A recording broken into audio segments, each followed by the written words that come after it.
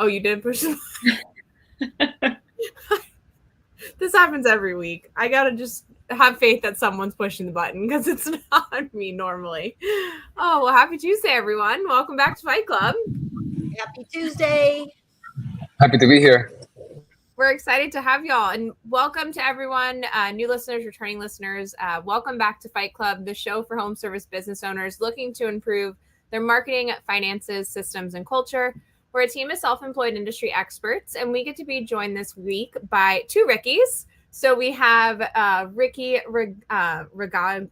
I just pronounced it correctly, and now I made myself nervous, and I knew this was going to happen. Regalado. I just did it perfectly before the show went off.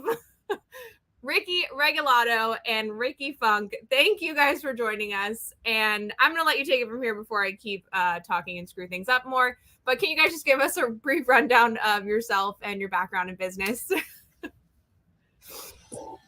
Go ahead, Ricky. All right. So my name is Ricky Funk, and I'm the CTO and co-founder of Route. My background is technology. I spent 15 years in technology, but then one day I decided to open a cleaning company, and I spent 5 years. I had a residential cleaning company, and later on I had a commercial cleaning company. And then I decided to take a leap of faith and join Ricky Regalado and Route. So that's where I've been.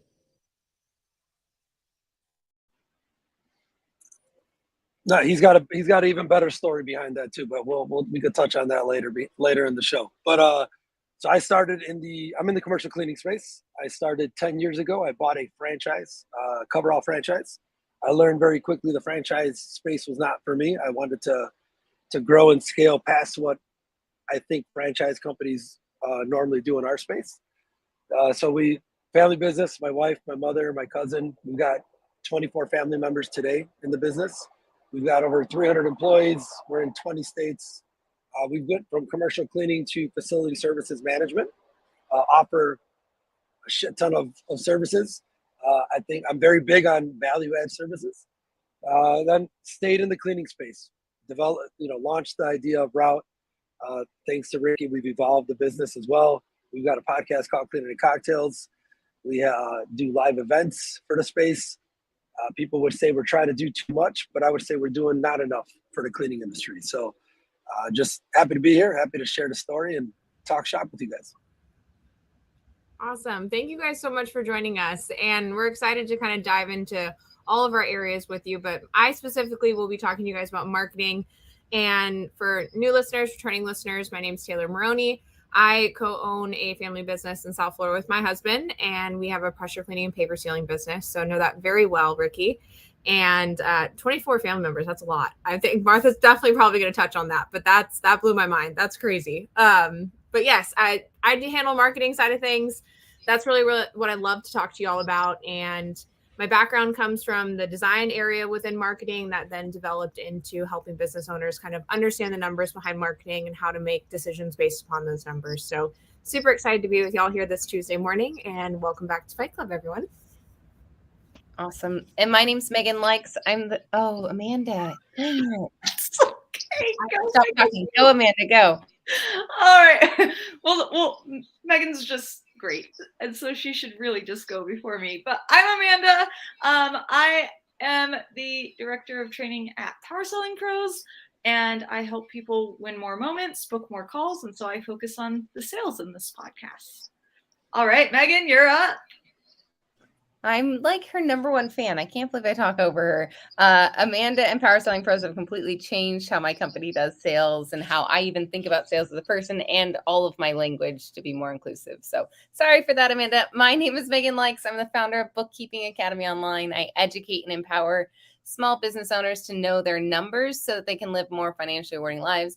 I have a whole suite of businesses, serial entrepreneur, my favorite of which is my window cleaning company that I run out of Northern California called Jeff Likes Clean Windows and Gutters.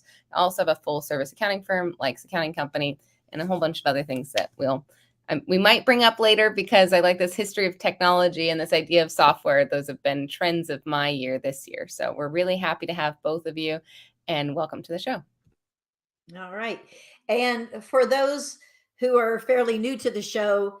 Amanda's fairly new to the show, and that's why Megan is in her habit of going next. And anyway, they're still working it out. My name is Martha Woodward, and I had a residential cleaning business. We did a little bit of commercial. I had that for 13 years, and it was in a neighboring state. So I had to learn how to be an absentee owner really early on. And I am co-founder of Quality Driven Software, which is all about data, employee performance, and helping you build a happier workplace. So welcome to Fight Club, you two. And we're excited to dig in. The introductions are over. Tay, hit them hard with marketing questions. Oh, geez. I'm not going to be that. But I will kind of, I do want to start in we did talk about a couple times already that you guys are in the Chicagoland area. And that's a massive market. So I want to kind of just let you guys talk about how you handle marketing in that big of a market, because I hear all the time when it comes to certain businesses, in pressure washing in South Florida, you hear it all the time. It's saturated. Everyone's doing it.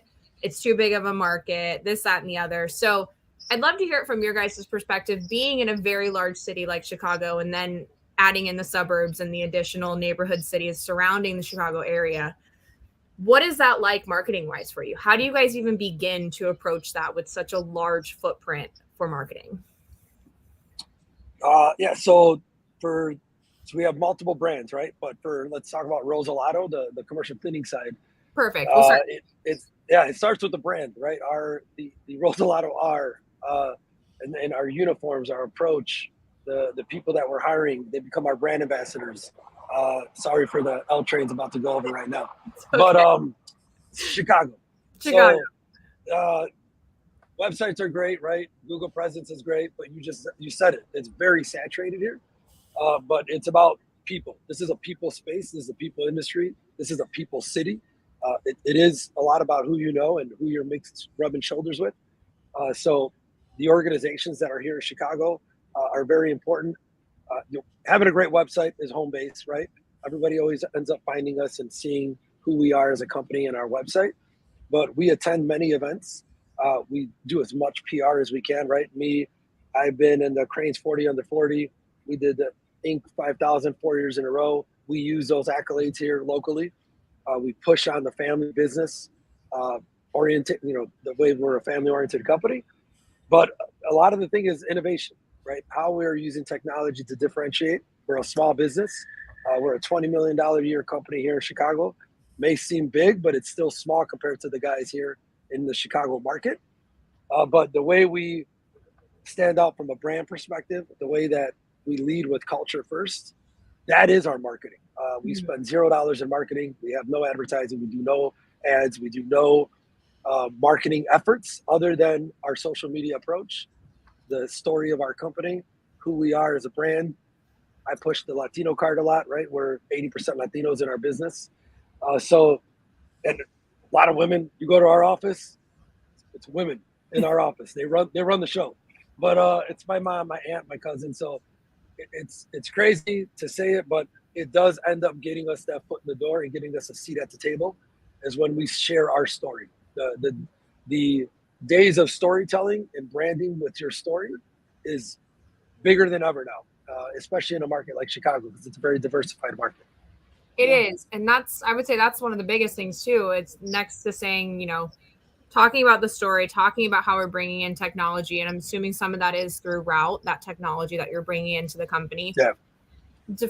Being in such a diverse market like Chicago, my dad's from Schaumburg, so Chicago has a really close space in my heart. I have a really good friend that lives in Bridgeport. So for me, I've been to the city so many times, and I've seen that stories carry a lot of weight in the city of Chicago. It's not just the story about how your day went. It's your family history, your heritage, where you came from, how you really developed this business and this, whether it's a cleaning business, a bar, a restaurant, whatever the case may be, those stories mean a lot to the Chicagoans. And do you mind just kind of giving us what your story looks like in regards to the marketing aspect, how you guys kind of pitch that? Because I think that's something that really can resonate with a lot of people, actually, because they hear everyone say like, oh, talk about your story. But to actually hear someone's story and really understand how they use that in marketing, we'll definitely be able to paint a completely different picture. So do you mind taking a couple minutes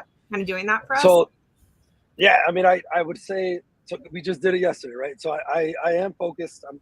So for Roselado, I'm the chief visionary officer, but for Route, it's my baby. This is where a lot of my focus is. My family takes care of the other companies, right, Ricky? He may say I'm always wearing a lot of hats, but so I literally just shared the story yesterday, right? There's a large medical office property management company. They have markets in Indiana, St. Louis, Austin. So here we are, a Chicago company trying to pitch their business in St. Louis. My team is there in person. I'm taking the call through Zoom, but I walk them through who we are, right? The slide, the presentations that we have.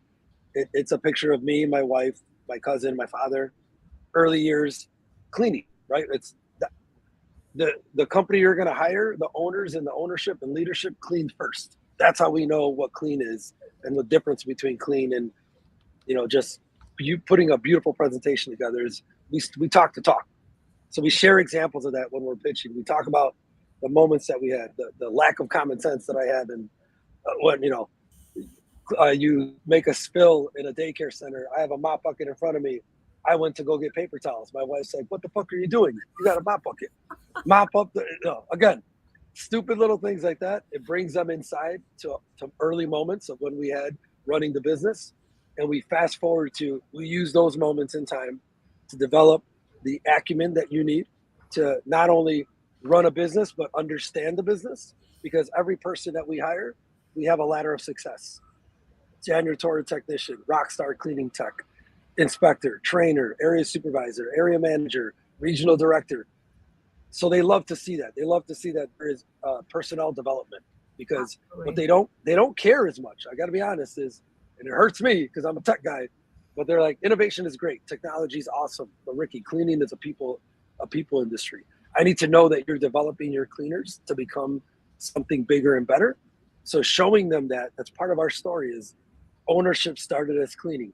Our current C-level executive team all cleaned in the field.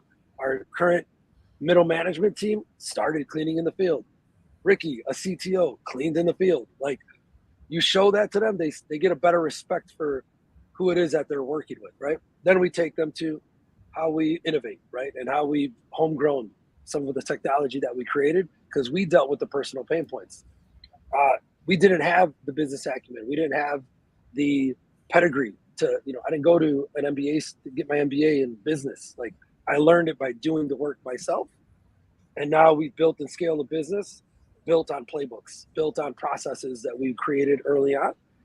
And we show them that, and we walk them through how we're going to process their building. Production rate, that's great.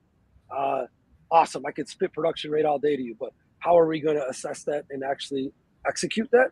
That's what we're going to walk you through during the first 30 days of transition. And here's all the ways we're going to do it. So we go deep.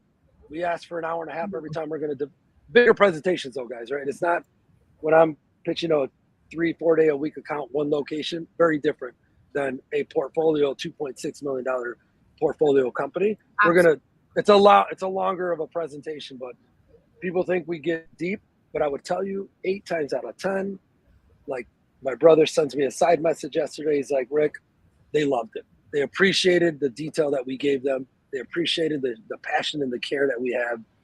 And do we always win? No, but at least we know we put our best foot forward to show them who we really are as a company. And if we don't win that one, they're going to remember us, and we're going to get a shot at the next one. Absolutely. So it's leaving a long-lasting impression. You took the words out of my mouth. Absolutely. You're leaving that impression that lasts for a lifetime, that even if they don't go with you this time, that you have the confidence that they will be able to, you'll have another shot. You'll have another opportunity to make that impact again. And you have that name remembered because of the brand, because of the story, because of who you guys are at Regalado Cleaning. So I love this. This is probably one of my favorite things. I could talk about it the rest of the show, but I will probably get the hook here soon. So I am going to kind of transition to Amanda, because you did start to talk a little bit how that transitioned into the sales process, how that started to turn into dollars, how that brand really starts to make the sale become a reality. So I'm going to kind of hand this off to Amanda, and thank you both for spending some time with me in the marketing segment today. All right. So I love hearing your story. And I think a big thing in sales is it has to fulfill a need, or you see a need and then you're able to use that to sell the product. So I'd love to kind of hear the story behind what you saw broken or what was needed that led to Route being created. Perfect segue, Amanda. I appreciate that, because I did want Ricky to jump in a little bit on Ricky. Like, you know, he's Ricky, I'm Ricky. It's, you know, Ricky squared. Fuck. It was funny. I saw your guys' episode with the mics, and it's like we're following that up with 2 Rickies now. I said that before we got on. I was like, I definitely said that too. I was like, is this a thing now? Is this like once a month you find 2 guys with the same name? Like, how'd that happen? No, that's hilarious. But no, yeah. So I'll hit on it real quick, Funk Man, and I'll let you jump in. But so the marketing aspect for Route has been, we're building service contractors, building software for building services companies, right? We've been there. We've been in the shoes. We know how to walk the walk and talk the talk. We're almost so passionate. It almost like, Jesus Christ, slow down, right? You know, I know you guys are building solutions for us. Thank you. But I would say, Amanda, how it correlates to sales though is that point is we understand pain points. The idea of Route came up when I hit a plateau that every small business owner hits. Is I was too busy working in business, not being able to work on the business, right? We hear it all the time. But it came from sales for us. As my wife said, we were at 1.7 million. I couldn't gain more traction. And she's like, Rick, what are you doing? Like, you're coming home, or you're going all day to do walkthroughs. Then you're coming home to work on a bid, and you're staying up till 1 a.m. to send a proposal. This is your day every day of the week. You went from working more to working even more now. So, dude, we gotta fix this, you know? So I was like, man, there's CRMs that are out there, but there wasn't anything that digitized the sales process. So I wanted to be able to share my knowledge base to the team and have everybody sell just like I could sell, because it's all formulas and numbers at the end of the day. It's in a walkthrough, you capture the photos, you capture the square footage, and you're capturing notes of a space, and you're building a portrait. With Route, we were able to do that across the country. So anybody across the country, if you're on my team, Megan could do a walkthrough in Florida. I could look at the walkthrough that she did. I have my metrics. I could bid that. And then Martha could do a proposal in Chicago because she sees all the data. And all that is drag and dropping all the pieces of the proposal template. Boom. We are working together. So that increased our sales from 2.4 to 4.2 and then 4.2 to 7.9 in a matter of 2 years, right? Like, because we went from 1 salesperson to 9 salespeople. All of my ops team can sell. My HR person can sell, because Route and the bid tool is that it's a guide, it's a tool. You guys can use it, and one day you're doing walkthroughs for commercial cleaning. You don't have to understand everything. It's a step-by-step guide to take you through. Because Ricky, this is a perfect segue for you. Is he came from residential. He was scared shitless on how to do a walkthrough for commercial because he had no idea you don't need it for residential. So, funk. All right. So, on the flip side, so we were talking about Chicago and the larger market. So when I had my cleaning company, I had it probably in the smallest town in Florida, in Central Florida, in Eustis, Leesburg, Mount Dora. It's about 40 minutes north of Orlando.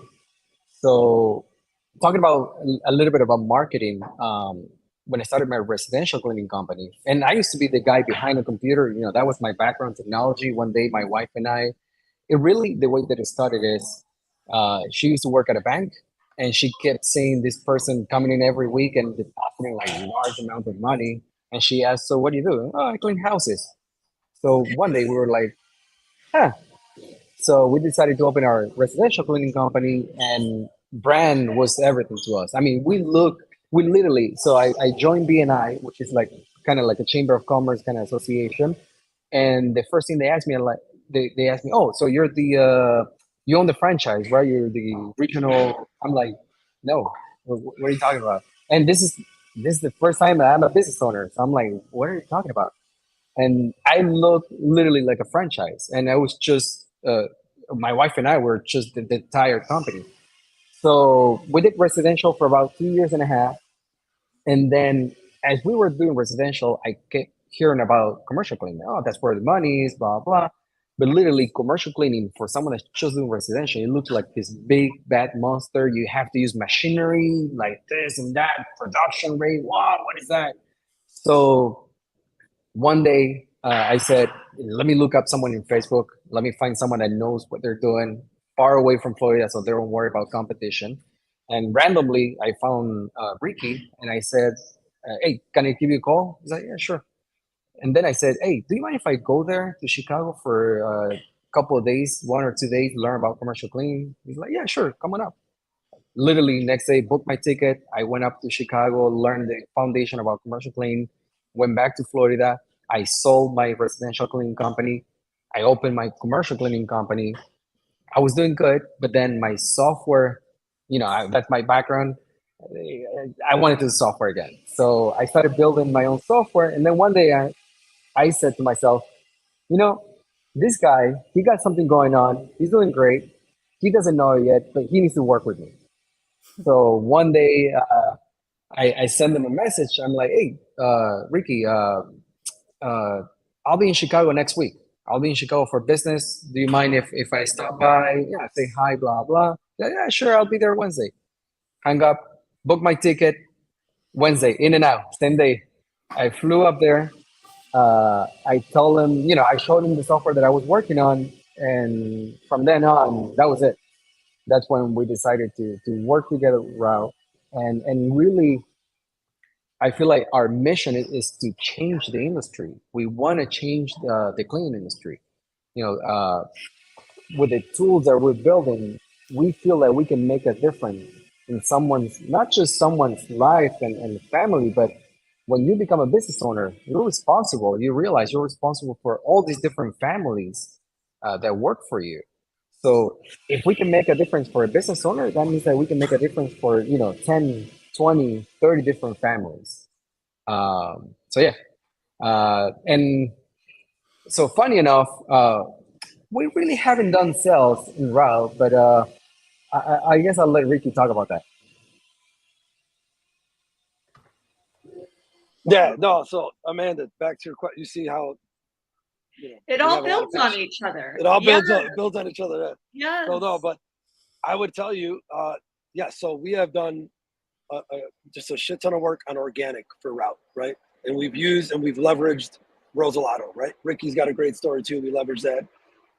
What you guys are doing with this podcast, right? A podcast, I would tell you, has been very helpful because it just gives us a platform to share more stories. But then in the return, what that does is it builds credibility, right? Mm-hmm. To me, the cleaning industry, there are a lot of software companies coming into our space, but they lack the credibility of knowing what it is to really be a true blue collar, gritty cleaning business owner or home service business owner, right? It's the ones that have been there that are bringing software to life that are successful because they know what it is to be a plumber. They know what it is to have a residential cleaning company. They know what it is to have a virtual assistant and use it for their business and then turn around and build a software, right? So I would say our sales is different. In our industries of home service and the facility services, what you can call commercial cleaning, you have to know what it takes to be in the ship, right? And know what it is to be side by side, doing the hard work, to understand how you're solving somebody's pain points. And in the cleaning industry, the top three are sales, lack of understanding of cash flow and business and money, right? Which Megan, I know we'll talk about. And then the managing the process. We don't come out of college knowing how to manage HR, accounting, invoicing, HR recruiting. Like there is a shit ton of hats that we wear, and 93% of the industry is operating under that million in revenue. So that is the core group that is struggling to get past that revenue mark.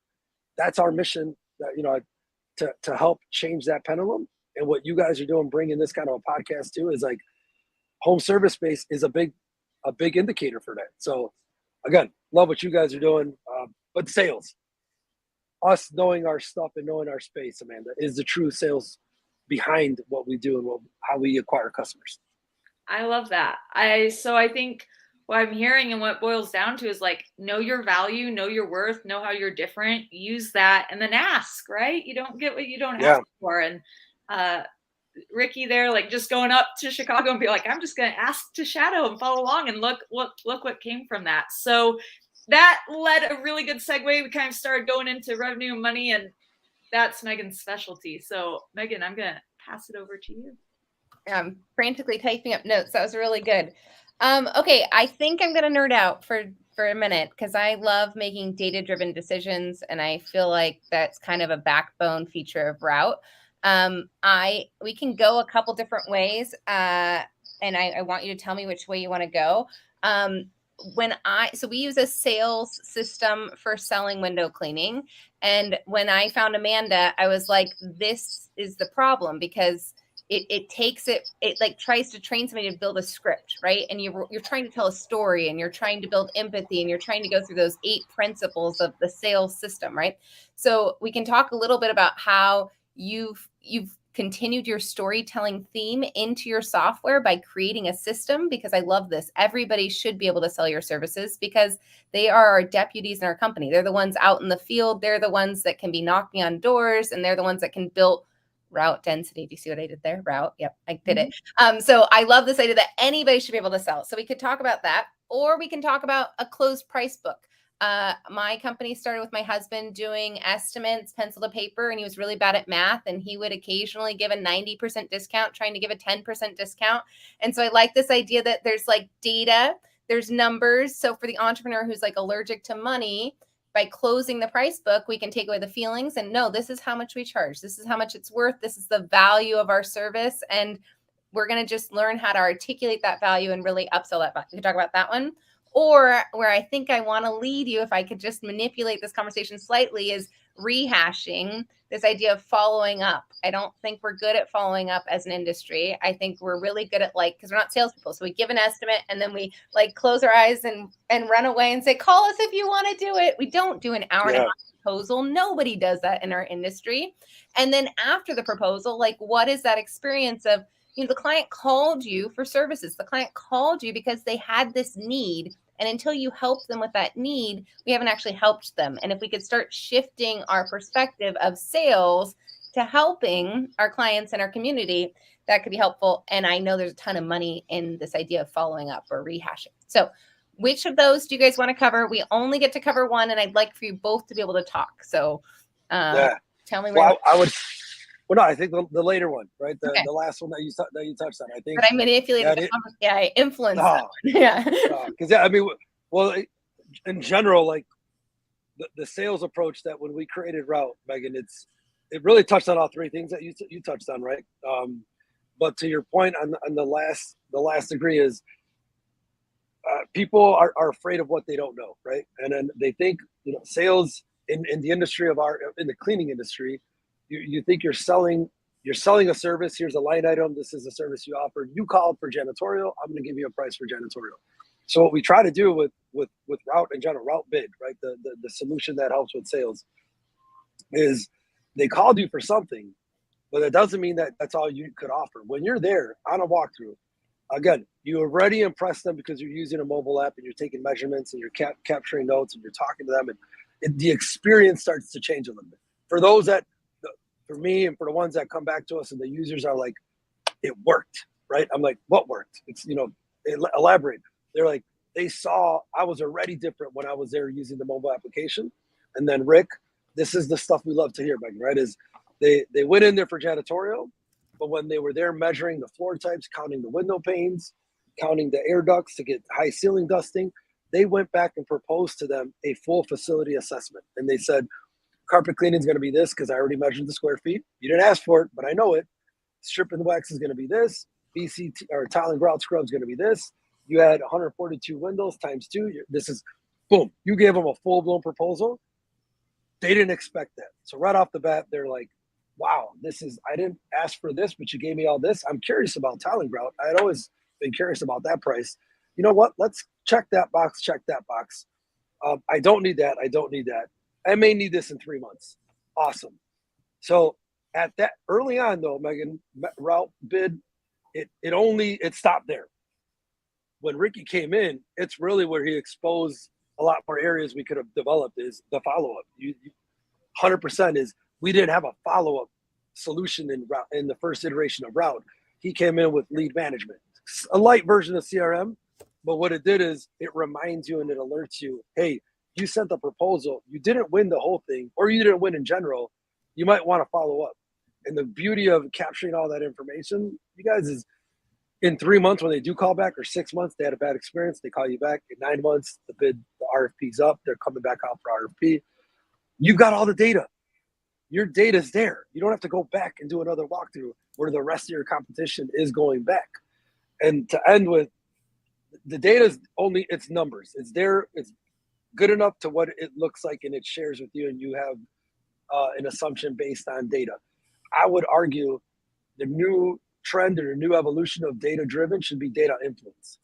And what I mean by that is data's, again, it's numbers. It can drive decision-making, but this is a people industry. There are people solutions that come behind data where, for example, if it's a restaurant cleaning and it's 3,000 square feet, but you didn't realize that the garbage dumpster is a half a block away, and then the floor grease that's in the kitchen, there's a grease trap that's broken and it's setting up more grease to clean up, so you're hitting floors 2 or 3 times. Data tells you it's a production rate of X. You know the space and you know the people that have to service this account. It'll then influence you to make a different decision because of the data that you have. So I geeked out there a little bit too, but yeah, I'll stop. I feel I'll like stop right there. we could go a couple different ways. I want to give Ricky Funk a chance to talk, but first, you said something that I've been trying really hard to do in my cleaning company. And so for the cleaning business owners that are listening to this, we are shifting the conversation from cleaning to maintaining. And this is something that we've learned from home service. This is something we've learned from maid service, is we don't wait till it's dirty to clean it. We clean. But this idea of us moving from they called because they had a janitorial need to we're already there and we can look up. Like they called for window cleaning, but we can look up and really talk about that property and about that client and what their needs are. So I love that. And then because you started down this path, and Ricky Funk, I hope you continue, I just want to put a couple of numbers to this. In my window cleaning company, on average, it takes 17 points of contact before we close a sale. And that's while we're working with Power Selling Pros. So if you're stopping after the 3rd follow-up because you think you're harassing the client, I'm going to tell you you're not actually helping them. You're not actually solving their need. They haven't actually gotten their home clean yet. And you don't have to do this very labor intensively. You can do this with automations. And the impact of that, of having a proper follow-up system, is usually 10 to 20% increase in revenue without any additional expenses. So just by being systematic, just by implementing tools and software like this, follow-up is all about helping that customer solve the pain point when they originally called you, and really just being systematic about it. So Ricky Funk, I'd love to hear what we've talked about a lot of different things, and we've avoided efficiency, which I know. we do, but tell us what you think. What did you hear? So, hold on, I think I'm freezing. Okay, I was freezing up. So I want to talk about the business side. I want to talk about the small business owner. Like we said, 90% in cleaning is under $1 million. And sometimes we feel like we're bothering, like you're saying, oh no, I don't want to reach out again. You know, I'm gonna bother them. You know, sales cycle, especially in commercial cleaning, it could take 6 months. It could take up to a year. I heard so someone from New York that it took him about 2.5 years to land one contract. But obviously, when you land, you know, a million, 1.5 million contract, it's worth it. So yeah, I mean, when you go do a proposal, I mean, that's just getting you to the starting line. You never sell. So another thing, and a lot of these commercial cleaning company owners, they do come from the residential side, which is a completely different business. People think, oh, it's just cleaning. So residential, commercial, they're about the same, completely different. And when we talk about sales, you know, residential cleaning, you go, you do a proposal, and they might say yes on the spot, and you're cleaning the next day. Which commercial cleaning, you do a proposal, and then you have to follow up. And then you have to follow up. And after you follow up for the 5th time, the next thing is you follow up again for another 10 times until you win the contract. So you never sell in commercial cleaning. Usually you never sell for today because 99.9% of the companies that you're trying to sell to, they already have a cleaning company. And they might not need you today, but they might need you in 6 months. They might need you in 8 months. So having these systems in place, having a framework that you can follow, and you can use different software to do this, but if you have a framework that, okay, we'll do the proposal, in the next 2 weeks, we'll follow up with an email and a phone call. In the next 2 months, we'll follow up with a postcard and another email. So if you have a framework to follow up and keep the discussion going, I always think about, so I went to this marketing seminar and they give the example of a plumber, right? Someone that does plumbing. When do we think about a plumber? When do you guys think about it? It's always a bad day. Exactly. Amanda always says, like, it's always, well, she doesn't say shitty because she would never say that word, but it's always a shitty day when you have to call the plumber, you know? It's never a good day when you got to call the plumber. Right, you never think about a plumber unless you need a plumber. Like you're not thinking, oh yeah, this plumbing company. You never do until you have a problem. So think about the problem that they have for marketing, that they have to stay top of mind for people that don't really need you. So if you approach it that way, you can set up a newsletter that goes once a month, talk to property managers, but don't talk about cleaning. Talk about stuff they want to hear.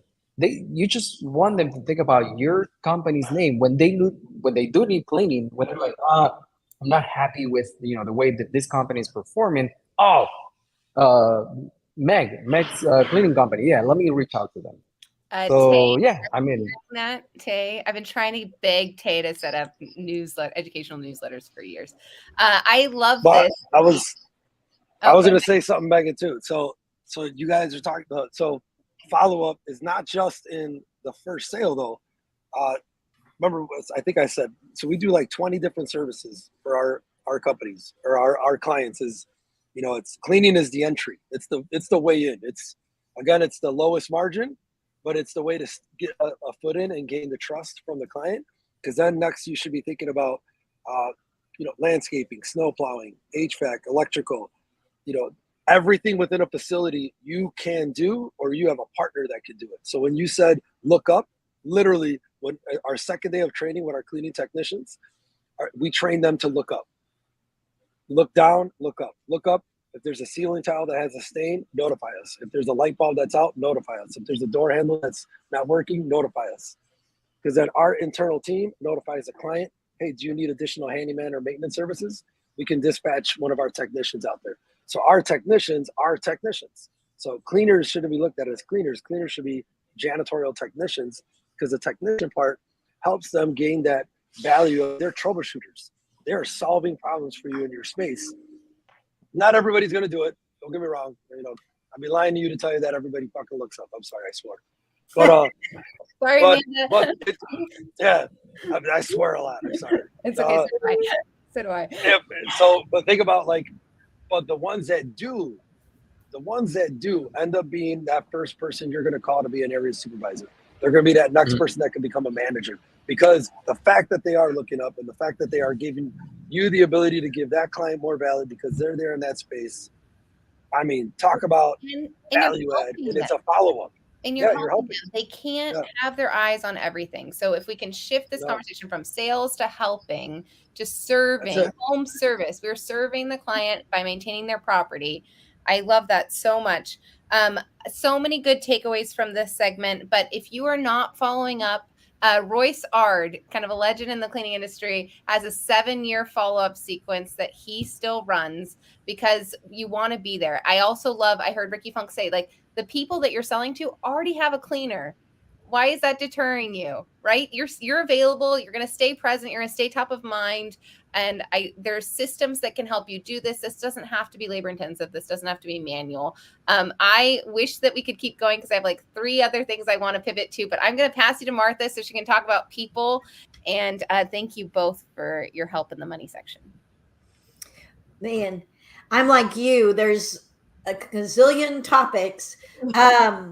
But let's start with, so you mentioned residential and commercial cleaning are completely different animals, and I would absolutely agree. why, beside, well, the money I know is coming, but why would a residential cleaning company need or want to start commercial cleaning? Um, so I'm not muted right now. So that's a good question. I mean, most the residential cleaning companies that I talk to, they already do some small level of commercial cleaning. Mhm. Now, I have a high level of respect for the people that actually do just residential and they make it work and they succeed because it's difficult. It's a hard industry. You have to deal with employees, with clients. Residential cleaning is a lot more picky than commercial. We have you have it's their home. It's Right. different than when it's their office. So why? I tend to say commercial cleaning, more money, less headaches. It's Mhm. an easier for me. It's an easier way to scale. You can scale commercial, residential, unless you start expanding to different cities. You're gonna hit a cap. Um, the moment for me, the eureka moment for me in commercial cleaning was, so I had my residential cleaning company. I had company trucks. I had my office. I was so proud of my company vehicles until I realized, oh man, that's an expense. It's a liability. I have to spend a lot of money on them.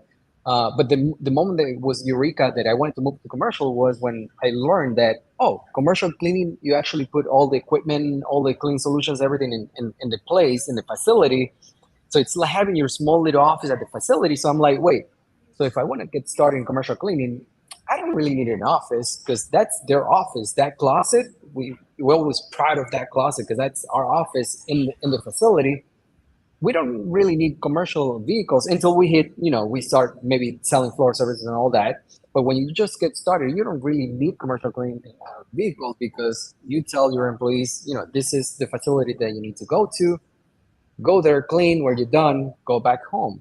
So it's a completely different business. And I feel it's easier to execute as long as you know the basics.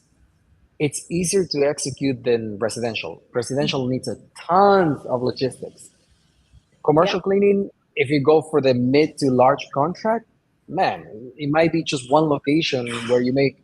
I always tell people the first year that I did residential, I did 150K in revenue with 100 plus clients. The first commercial cleaning contract that I had, 150K, one client, one location. So that tells Yeah. a story. Yeah. And one thing I would say about it, and for a moment there, I forgot really what my segment is, and I'm about people and culture. I had my maid service hat on.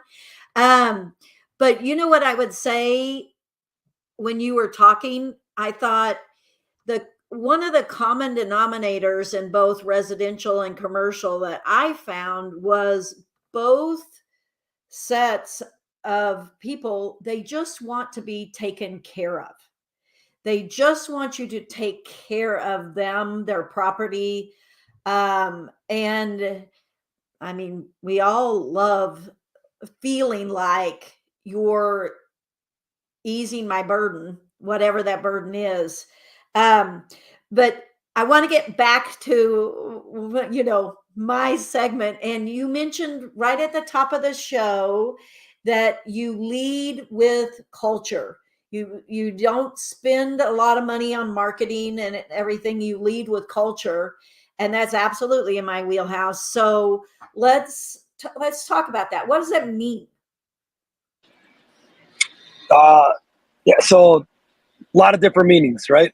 Culture to me is just the feeling you get for who you are working with every day. Because think about our office, the company that we have, especially on the Rosalato side, a lot of the team members, family or not family, they belong to a family, right? And we want them to become part of our family. So family is one piece, but team is even more stronger, I think, because take away the name, if you're not high performing, you're not helping the team, right? So culture is both family and team, in my opinion, and it's just having the desire and the passion to everybody work together for the end result.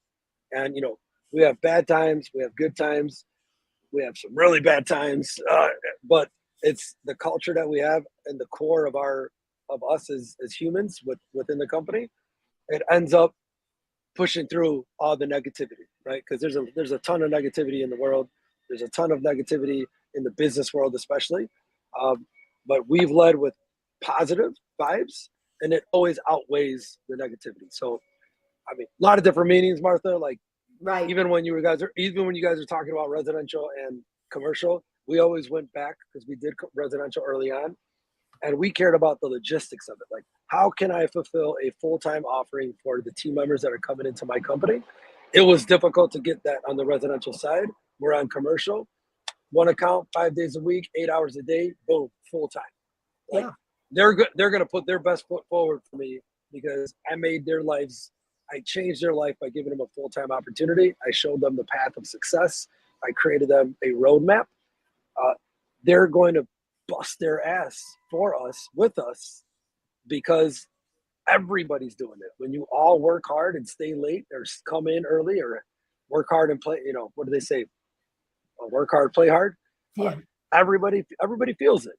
That environment really does make an impact on the results that your team members perform. And you mentioned a high performing team, that it was imperative that you have a high performing team. How in your company do they know if they're high performing? When they don't hear from me. No, I would tell you that it's actually no joke. Yeah, less meetings, right? Like, when we're meeting on things more often, that means there's a hole, right? There's a gap. We've got to be working towards fixing some stuff. Right. But at the same time, when they see that the results are people are working together, people are happy, people are all. It's when there is issues that are arising, that means that something's broken. Doesn't mean it's bad. I mean, you fix everything, right? But that is when like, either they've reached capacity, they need a resource, they need a tool, they need assistance, but they need to. It speaks up for itself, or at the same time, we're big on the people speaking up. It's the times when they don't speak up that we know we always have to get back to the drawing board, because as much as we preach culture, you have to keep working at it, though. Like, you cannot be content. You cannot be, and in my opinion, absentee ownerism is tough for me, because I love to be a part of everything that's going on with the company. But that's just me. That doesn't mean that it doesn't work in other areas. Yeah. Yeah. Well, and when you mentioned if they don't hear from you, and that early on, and I think a lot of people do this early on, my leadership style was really, I constantly nagged people. I felt like that was my job, is to constantly nag them.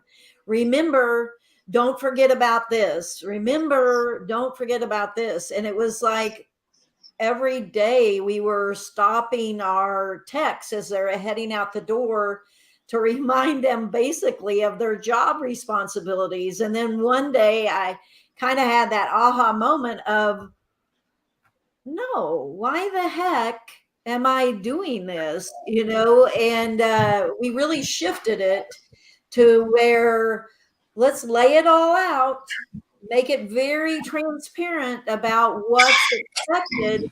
And then it's now up to you to watch those details and not us. And that made it for sure so much more enjoyable for them and me. Yeah, Martha, think about, so look at, we're 10 years in, and I'm still going to go back to the drawing board on our org chart for Rigalado, right? We got to go back and work on middle management. To me, is the most important, crucial point when you are going to scale your business. It's the middle layer. On route, with Funk and I, we're setting up expectations day one. I learned a lot from what happened in the past, where we want to get it right the first time, right? Like, we want to set up expectations, because it's nothing worse is when a person doesn't know exactly their role or what's expected of them. If you get out of their way because you set them up for success and you let them know what their role is, you shouldn't hear from them too often, right? I mean, it almost should just be your monthly huddle up, right? Or a weekly stand up for 5 minutes to get you an idea of where they're at. What do you need help? What's your blockers? Things like that. Yeah. But we're learning, but you should be doing that day one. Funk and I at Route, we got 4 full-time people in the office, and then we have remote workers. Our full-time office team, we oiled machine. Everybody knows what their job is. We're working 24/7, but we know what we're doing. Other side, I didn't do that in the beginning. That was one of my faults as a family business owner. Is I just assumed, hey, you got that, right? You're good. You're gonna get that done. Okay, cool. Like, assumption is the root of all evil. Like, it'll hurt your business assuming that people know what they're supposed to be doing. Yeah. I just wanted to piggyback on that. You want to get out of the way, right? And we do have remote people that work remote, and we want to hire to grow. We don't want to hire to manage. I don't like to be in that micromanaging person that's Right. on top of them. You have to set a blueprint. You have to set them up for success. You have to set up systems, and then let them do their job. Yeah. You hire them for them to do their job. And I was chatting because Ricky was talking too much, but I wrote it on the chat that so what you want to hire people who are smarter than you, and so if they're smarter than you, get out of the way, let them do their work. Right. And that was part of it. In my early days, I hired people that I'd never hire in this day and age, and so that's probably part of why I felt like I had to constantly nag. But again, once you make that shift, and another thing that did it for me is once I fired somebody and they were shocked. And this was a long time ago, but they were shocked, and I took that really hard, because with them being shocked, and I mean, I felt like it was so obvious, but that was good for me because they were so shocked. And then that changed the way that I communicated then from that point forward, because as business owners and managers, our direct reports, they should never not know how they're doing. But Never. I feel like that there's a fine line, right? There's a balance, because on one side you want to be human, you want to love your team, and we're people, but on the other side you have to do what's best for the company, because if the company goes down, then everyone goes down. And it sucks, but sometimes you have to be tough. You can't be that nice guy all the time, because people end up taking advantage of you. I mean, we Yeah. had cases that someone just was not doing their job, and we let them know, and they weren't executing, and they were taking too much time off, or working No, but remotely, and yeah, and sometimes you just had to say, enough is enough. And the same thing happened. Like, we said, I'm sorry, we're gonna have to let you go. And it was like, what? Like, Yeah. what do you mean? And so it's difficult. It's not an easy task. Go ahead, Ricky. but a lot of people will say too, when you do fire somebody, they actually should know that they were getting fired. Like, Yes. they should expect it if they truly knew what was happening. And I think it's our job to fire ourselves as owners. Anybody who's an owner, right? Just because you're an owner doesn't mean you are a CEO. You're a CEO because you're the owner and you put yourself as a CEO. I'm the first to tell you, my cousin Tony laughs all the time. He's like, I don't need any C, anything. Give me an A, a B, a D. I don't need to be a C. Because we're owners, right? We have the passion and the heart behind the company. There's a moment you fire yourself as an owner and you bring in the leadership and the experience that helps take your business to the next level. Because we as owners, from the day one, can only get our businesses to a certain degree or a point. But that's up to you as an owner of where you want to get to and where you want to scale to. But you should expect to someday soon fire yourself from that position. And Martha taught us that I don't fire anybody anymore. They fire themselves. Like that first time I fired somebody. That's a great point. Like that is our criteria now in my company. When somebody comes to me and says, like, if it asks, I love this middle management. We could like go on forever. But if somebody says like, so-and-so needs to be fired, I'm like, would they be surprised if we told them that? And if the answer is yes, then that means we failed and they're not allowed to be fired. Like that's on us, not on them. So Martha, you really took all of that responsibility off of us so that they could hold themselves accountable. They know the path to success. They know the path out, and they're choosing their own destiny. I like this idea of us giving them like options of what that destiny could be. And Martha, yeah, we could go into all of that, like the career ladder, the career path, choose your box, the org structure. Martha and I have been doing a lot of fun stuff with org structures and like how do we motivate management to motivate people, or how do we build leaders in our company? It's a shame that this is at the end. I know. Well, and I lastly want to say, just so that our listeners are not confused at all, when I say to quit nagging your people, that doesn't mean just let things slide. That's not what that means. It means that you need, if you have a clear, transparent, how are you successful? How are you in trouble, not successful? If those things are clear, then it really should be them picking their menu options. Basically, are you going this way, or are you going that way? And they're making the choice every day, not you coddling them. Yeah. So, well, okay, I guess we'll end on that because we're about to run out of time, but this has been great. And we probably need to do Ricky 2 second version sometime in the next few months so that we can get you back on. Tay, do you want to take over? And I will. You got it. So we're gonna take over. I'm gonna take over right now, and we're gonna go over homework, guys. So you're Ricky Squared here. You're more than welcome to give some homework. We'll kind of go around first, so that way you guys get the feel for what that's gonna look like.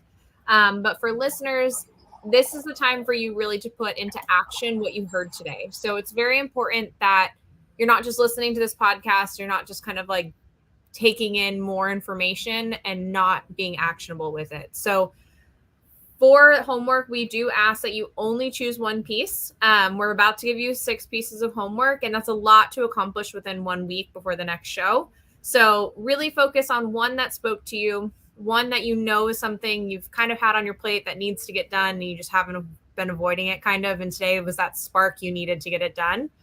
But do only choose one. If you do need help, we do have a accountability group that's within Facebook. That is a private group, so you can feel free to join that, ask questions if needed, and yeah, we'll go from there. So marketing homework, we talked a lot about what the company brand is, what the company story is, and Ricky really went in depth on what their story looks like at Regalado Cleaning, and that's, I think, one of the first times we've actually had that on the show. So it's really, if you haven't heard someone's story, haven't heard how someone pitches their story, go back and listen to that again, because it's really going to give you an opportunity to hear how he speaks to potential clients about their business and how he presents the business in a very structured format during sales meetings. So that to me is where I want you guys to kind of live for this week. If marketing is something you need to work on, this is something that is free. This is something that doesn't cost any money. And it's something that really allows you to look at the business and create that story on how you want others to see the business, what you see in the business, but also what others see. Ask questions. What does your family see in the business? What do they see when you bring up your power washing company, your cleaning company, your HVAC company? What are some of the things that they talk about? Get some feedback from others within the community and your close-knit group of friends. That will help you kind of get a fuller picture of what your story is, who you are, and how you can start to use that in your marketing process. I did get Amanda's before she jumped off. And so the sales homework is going to be to ask for the sale. That's what Amanda said. She said, plain and simple, just ask for it. Put the information out there. If you don't ask, there's no opportunity for them to say no. Yeah, I love that. And I love your homework, Tay. We had some new hires this week, and we redid our like employee onboarding system where we really focus on the company story and like, you know, how exciting it is to work for our company and like what makes our company different and makes it not a job. And as Ricky was talking, I was like, I don't think we've ever talked about that from the client side. Like we're really good about like, you know, translating that on to like our ambassadors of our brand, but we need to do a better job of communicating that with our clients. So I love that homework, Tay. That was great. For your money homework this week, I love the ask for the sale. So that should be the last thing you end with is you an ask and then you shut up. It's so hard for me to shut up, but you ask and then you're quiet. So I love that for Amanda. And for me, after you ask and after you shut up, the next day or 15 minutes later or an hour later or 3 hours later, you need to follow up. And you need to follow up way more than you think you need to follow up. So your homework this week is to look at and be real with yourself. What is your current follow-up sequence? Is it 1? Is it 2? Is it 3? Is it clearly automated? Have you put any creativity into it? And when you get scared, because we all get scared about harassing our clients, I want you to think about they called you because they had a need. Until you actually fulfill the need, have you helped them? Like shift your mindset around serving your clients. And if you need like inspiration or confidence, you can borrow some of mine. 17 touches, average number it takes of follow-ups before a client gives me money. And they're happy. They're thrilled. Once they give me the money, they're so happy because I solved their problem. They're just busy and there's a lot of noise in their life. So don't be afraid to break through some of that noise to help them. And my homework is going to be, you know, I realized that I was already thinking this, Megan, before you said you do a good job of telling your story when you're onboarding your employees.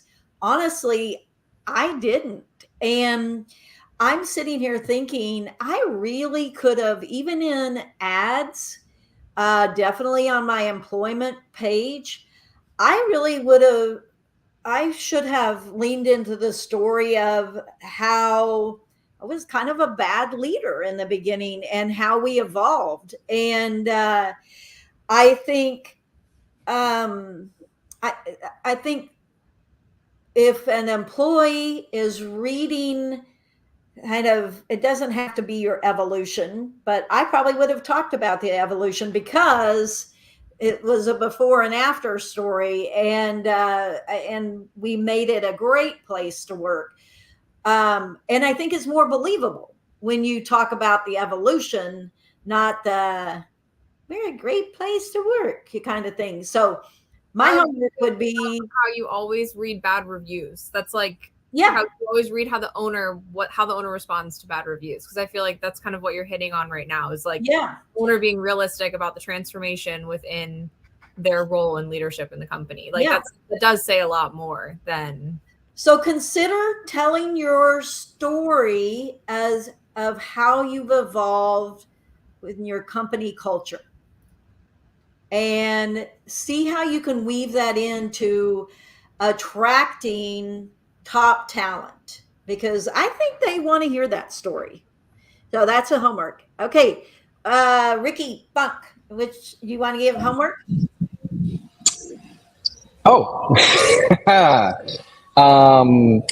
So I guess my homework will be for I love the ask and follow up. I did a hashtag privately, ask and follow up.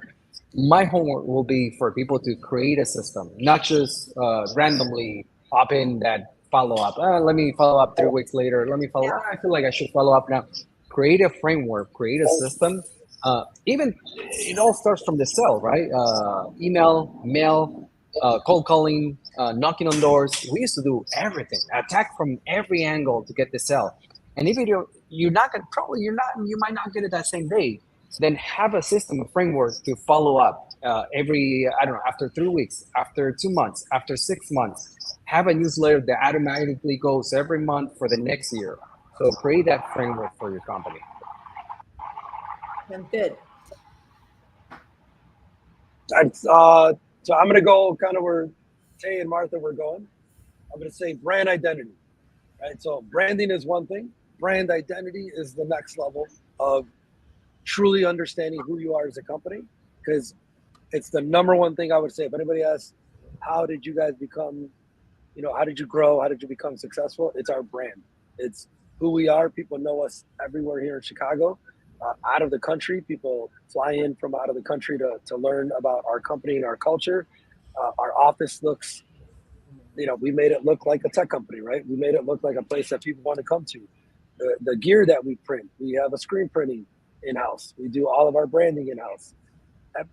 It's a part of our everyday apparel, as you can see. Yeah. He's wearing route. But no, like, you want to be the cleaner, right? Everybody's got a lawyer, an accountant, they got a mechanic. I am the cleaner for them, right? Like we here in Chicago, everybody knows, if you know who our brand is, you know that we're a cleaning company, right? Mm-hmm. You know that we provide a service, we solve problems. But better yet, because we've done that and stuck to it, social media, website, that is where we live and breathe, and we share our stories there, you guys, is we document every single day. We have fun in the office. We're capturing videos every single day, posting them. Everybody's posting, because in return, not only does that help with clients, it helps with hiring. People want to work for a company that they feel like they're going to have fun and enjoy the moment.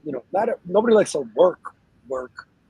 but they like to be a part of something, right? So make your brand something that people want to be a part of. It does not matter how small you may be.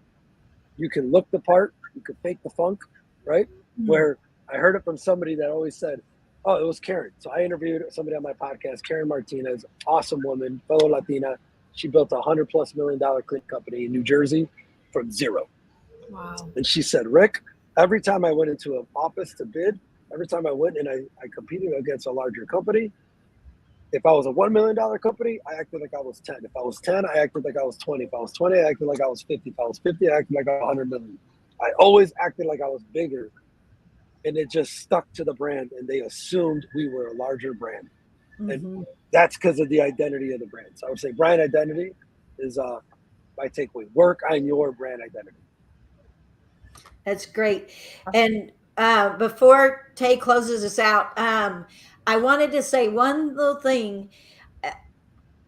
So, Ricky Funk, you reached out and you made a connection with someone within the industry. And to our listeners, if you've not, if you haven't made strong connections within the industry or home service industry in general, that is imperative. I feel like with these ladies that are on the podcast, we all found each other different ways and made connections, and that can help you grow your business as well, just exponentially. So we didn't get a chance to touch on that, but making those connections through your industry is huge. Yeah, and I think that's going to lead into Tay's next question, but I'm going to remind you, that was a ton of homework, that was a ton of content, that was a bunch of action items. If you just consumed this, you're not our ideal listener. We need you to take this and implement it, like do something. So choose one homework item and go slay it. And then we'll see you next week and we'll give you more homework assignments. But please don't just be a passive listener. It's not just going to happen via osmosis. Do something different this week, because these guys gave us their time generously. And that's our way of like thanking them, is go implement. All right, Tay. Absolutely. So Martha's right. As far as connection, it's super important. So if someone does want to connect with Ricky Squared here, what would be the best way for someone to get in contact with you all? I heard that you have a website, Ricky Regalado. Yeah. So no, I have a website. Ricky, shut up. You do too. No, but no, getroute.com. You guys put it up. We also are big on community connecting. Martha, right? Look at, we connected. Yes. I think a couple people connected us, actually. There wasn't even just one. But we know other people in each other's circles. We have yet to meet each other in person, but because we took the extra step to communicate and connect, look where we are today. So I couldn't agree with you more, is community. 10 years ago, I would tell you this was not the case. Nobody was sharing information. Nobody would let people into their office. Now it's different. We've got podcasts, we've got networks, we've got communities. Yesterday, we were just with the president of ISSA Hygienia It's the women empowerment section of ISSA. I was with Kim. We were with Maureen. We were talking about this: is networking, events, connecting. Our company will grow, or our industry is going to grow by us working with each other, sharing. There's just too much damn business in this industry for us to not be sharing and connecting. So GetRoute.com, CleaningCocktails.com, RickyRegalado.com, RickyFunk.com, Rosalato.com. There's many .coms. You can't hide us. You'll be able to find us. All right. Well, everybody, go fight, as I say, and we will see you next week. Yes. All right. Thank you so much for having us, Martha. Thank you guys. Thank you guys. Have a great week. You too.